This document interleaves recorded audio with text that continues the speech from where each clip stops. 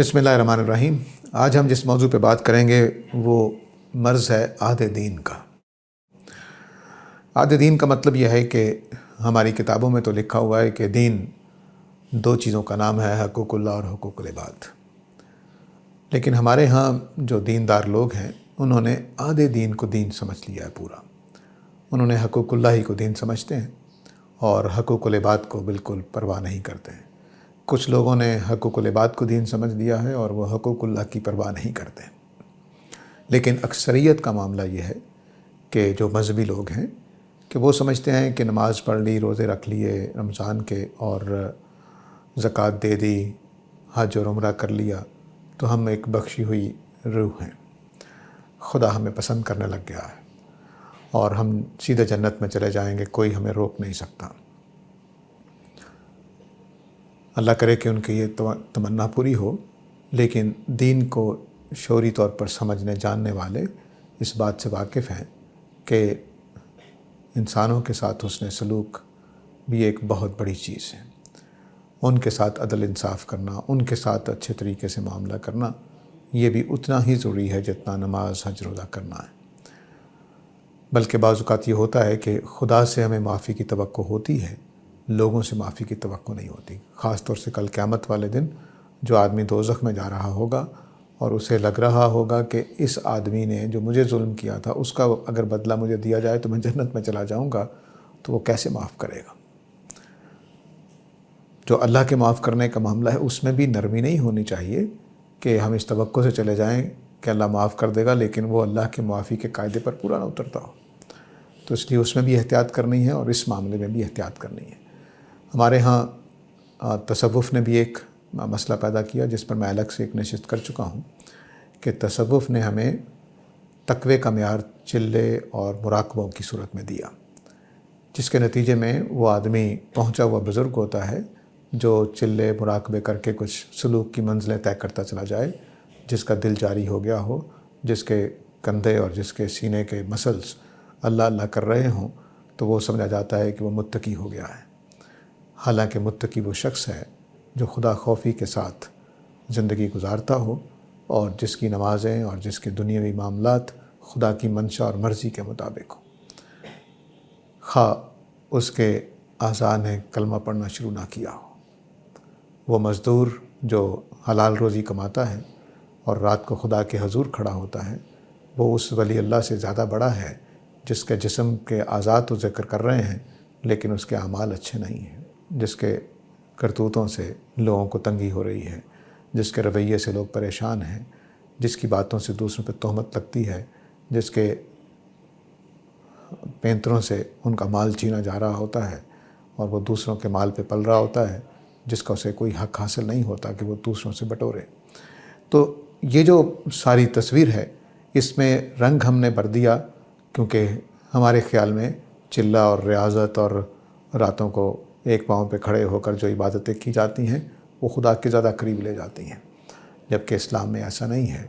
इस्लाम में तक़वा उस बैलेंस का नाम है जिसमें आप दुनिया से इस तरह से रुखसत हों कि आपने किसी का एक रुपया भी ना मारा हो, किसी के ऊपर एक जुमला भी ना कसा हो, किसी के अपने हाथ और ज़ुबान और अपने पाँव और अपनी आँखों से कोई तकलीफ़ ना पहुँचाई हो, किसी के ख़िलाफ़ अपने इशारेबाज़ी से या बस मुस्कुराने से उसको तकलीफ़ ना दी हो। ये आदमी मुत्तकी है, ये आदमी मुत्तकी है और उसने खुदा के हकूक़ भी पूरे किए हों, नमाज़ें भी पढ़ी हों, सौदे भी पूरे तोले हों, रोज़े भी रखे हों और दूसरों को भी ना सताया हो। ये आदमी मुत्तकी है। वो आदमी मुत्तकी नहीं है जो जिसकी मांग घर में तड़प रही है उसकी मदद के लिए और वो मस्जिद में बैठा हुआ ज़िक्र कर रहा है, वो मुत्तकी नहीं है।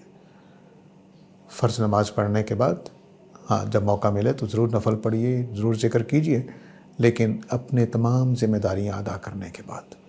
अगर वो ज़िम्मेदारियाँ अदा नहीं हुई हैं तो नमाज़ें भी आपको शायद नहीं बचा सकेंगी, क्योंकि आपने जो गुनाह समेट लिए हैं हो सकता है कि नमाज़ें उनको मिटा ना सकें। और चूँकि जो आदमी इस तरह का होता है उसकी नमाज़ें भी बस नमाज़ें ही होती हैं। और उनके ये हमेशा याद रखिए कि दीन का और नेकी का और बदी का एक रिलेशन है।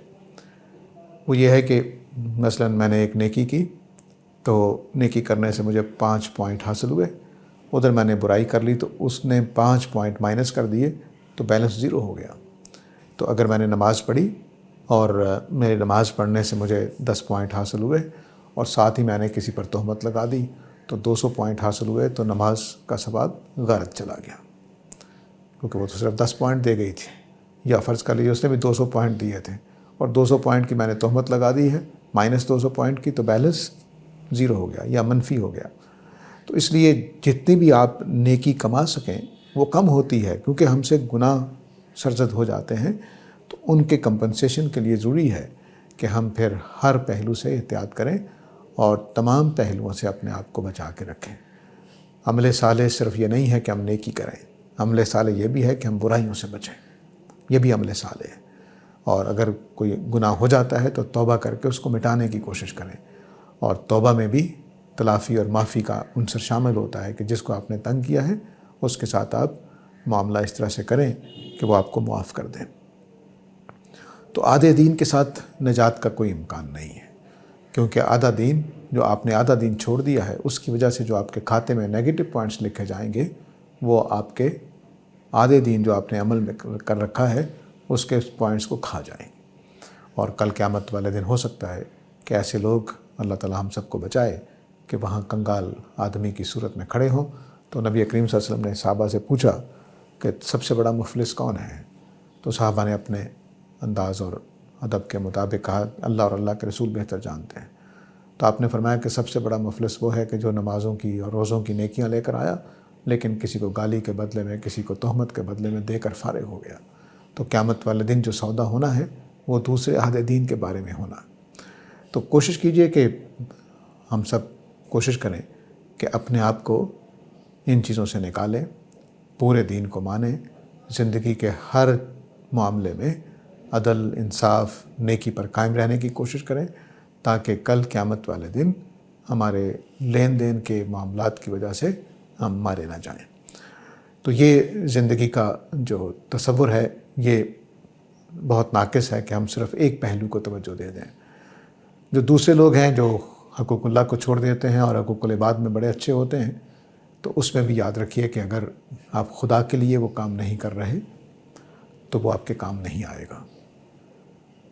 اور یہ بات بھی یاد رکھیے کہ جس طرح میں نے پہلے گروپ کے بارے میں کہا ہے کہ آپ کی نمازوں نے جو آپ کو گناہ دیا ہے خدا کی نافرمانی کا، وہ آپ کے حقوق العباد کے نیکیوں کو کھا جائے گا۔ تو دونوں صورتوں میں خواہ آپ عبادات والی نیکیاں کرنے والے ہوں یا حقوق العباد کی نیکیاں کرنے والے ہوں، دین کا دوسرا آدھا حصہ آپ کی نیکیوں کو کھا جائے گا۔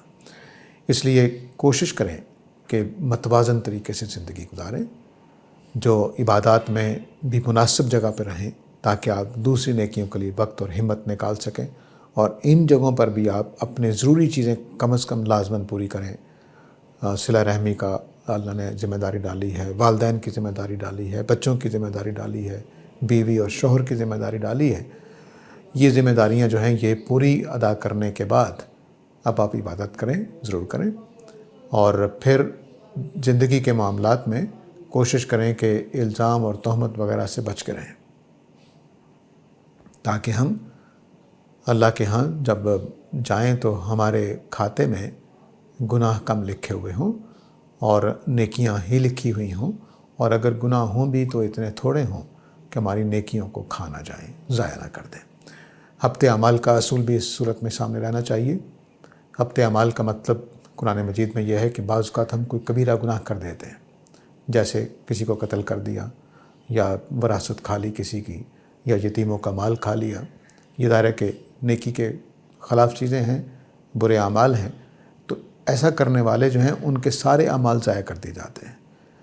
تو اس اصول کو بھی سمجھ لیجئے، جو پہلا میں نے اصول بیان کیا ہے کہ نیکیاں برائیوں کو کھا جاتی ہیں اور برائیاں نیکیوں کو کھا جاتی ہیں، اسی طرح بعض کبیرہ گناہ جو ہیں وہ ساری نیکیوں کو کھا جاتے ہیں۔ اس کو اللہ تعالیٰ ہفتے اعمال کہتے ہیں۔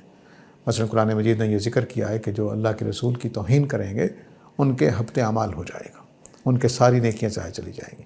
جو اللہ کے رسول کا انکار کر دیں گے ان کی ساری نیکیاں ضائع چلی جائیں گی، ٹھیک ہے۔ تو یہ جو تصور ہے اس کو واضح رہنا چاہیے۔ تو ایسا نہیں ہونا چاہیے کہ ہم آدھے دین کو چھوڑ کر اپنے اعمال کو ضائع کر بیٹھیں، ہفتے اعمال کے جو قانون ہے وہ ہم پہ جاری ہو جائے۔ تو اس طرح سے اپنے اعمال کو جو آپ کر رہے ہیں ان کو ضائع ہونے سے بچانے کے لیے اور خدا کے ہاں کل سرخرو ہونے کے لیے دونوں میدانوں میں ایک متوازن طریقے سے چلیں۔ اور یہ یاد رکھیے کہ جو لازمی بنیادی چیزیں ہیں جو اللہ نے ہمارے اوپر ذمہ داری ڈال دی ہے ان کو لازماً ادا کرنا چاہیے، نفلی چیزوں میں اور اضافی نیکیوں میں ضرور حصہ لینا چاہیے، لیکن جب اصل ذمہ داریاں ادا کر لی ہوں۔ یہ نہیں ہونا چاہیے کہ آپ ایک ذمہ داری جو اللہ نے ڈالی ہے وہ تو وہیں دھری ہوئی ہو اور آپ دوسری نیکیوں میں لگے ہوئے ہوں۔ مثلا نماز فرض ہو گئی ہوئی ہے اور آپ اذان ہو گئی ہوئی ہے اور آپ یہ خیال کر رہے ہیں کہ میں چلو اپنی ماں کے سر دبا لوں، نماز کی خیر ہے۔ نہیں، والدہ کا سر دبانے کے بعد نماز بھی پڑھنی پڑے گی۔ اور یا اس طرح دوسری نیکیاں ہیں۔ اسی طرح فرائض اور نوافل کا مقابلہ نہیں ہے۔ فرائض آپ کو لازماً ادا کرنے ہیں، نہیں ادا کریں گے تو نہ صرف یہ کہ آپ برائی کریں گے بلکہ آپ نافرمان بھی لکھے جائیں گے۔ تو اس لیے زندگی کے اندر دین کے دونوں پہلوؤں کو لے کر اور ان تصورات کو بہتر رکھتے ہوئے اپنی زندگی گزارنی چاہیے، تاکہ کل ہم قیامت والے دن آدھے دین کو ماننے والے شمار نہ ہوں بلکہ خدا کے ہاں ایک بیلنسڈ آدمی کے طور پر حاضر ہوں۔ اور نبی کریم صلی اللہ علیہ وسلم کی ایک نصیحت بھی میں یہاں دہرانا چاہتا ہوں کہ آپ نے فرمایا تھا کہ خیر العمل اقل و عدم، بہترین عمل وہ ہے کہ جو مختصر ہو لیکن ہمیشہ کرنے۔